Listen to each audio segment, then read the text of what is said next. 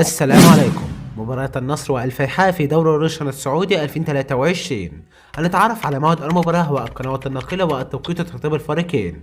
بس قبل ما نبدأ يا شباب زي ما احنا متعودين ما تنسوش الصلاة على النبي عليه أفضل الصلاة والسلام، ولايك للفيديو واشتراك لأول مرة تشوفنا. وبس كده يلا بينا على التفاصيل.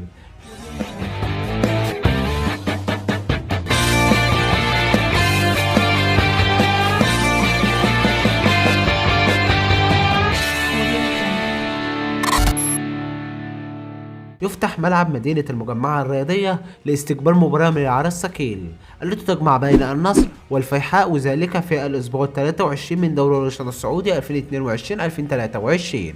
وسوف تنقل المباراة على قناة SSC سبورت 1 HD، القناة الحاصلة على حقوق الطبع والنشر.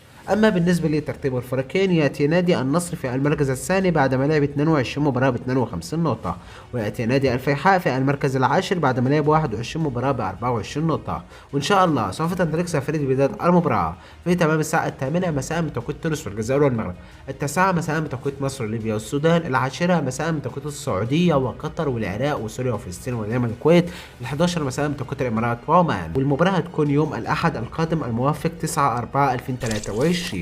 وبس كده يا شباب نكون اتعرفنا على موعد المباراة والقنوات الناقلة والتوقيت وترتيب الفريقين. لو انت استفدت من فيديو النهارده ما تبخلش عليا باللايك والاشتراك في القناة، انزل اكتب توقعك لنتيجة المباراة. وبس كده كان معاكم محمود محمد صاحب قناة محمود سبورت، اشوفكم في فيديو جديد.